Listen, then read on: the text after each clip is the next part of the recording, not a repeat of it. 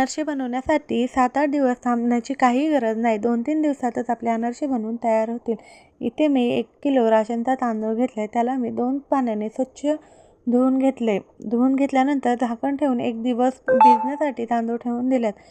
1 दिवस झाल्यानंतर परत त्यातले पाणी काढून त्यात चांगले पाणी घालून परत भिजण्यासाठी ठेवायचे. असे आपल्याला सलग 3 दिवस लागोपाठ पाणी काढून स्वच्छ पाणी घालून तांदूळ भिजवून घ्यायचे. तांदूळ 3 दिवस भिजल्यानंतर अशा प्रकारे चाळणीमध्ये काढून पाणी निथळायला ठेवायचे. पाणी निथळल्यानंतर कपड्यावर तांदूळ फॅनखाली 2 तास वाळत घालायचे.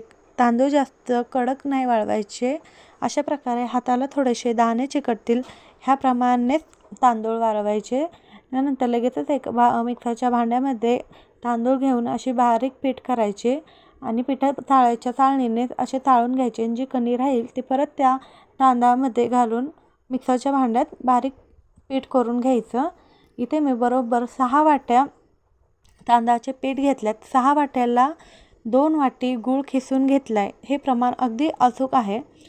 जास्त गूळ झाल्यानंतर अनारसे आपले तेलात विरघळू शकतात. त्यामुळे 6 वाट्याला 2 वाटीच गूळ घ्यायचे.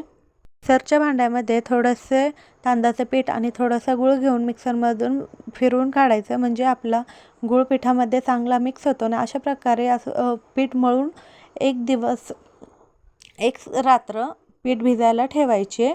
1 दिवस झाल्यानंतर इथे लगेचच तेल गरम करायला ठेवायचे. तेल गरम होईल तोपर्यंत इथे आपण चांगलं पीठ मळून घ्यायचं आणि असे छोटे छोटे गोळे करून हाताच्या साहाय्याने असं गोल करून थोडीशी वर खसखस लावून लगेचच तळायला घ्यायचे आणि बारीक गॅसवर अनारसे तळायचे. खूप मोठ्या गॅसवर नाही तळायचे, नाही तर आपले अनारसे आतमधून कच्चे राहू शकतात.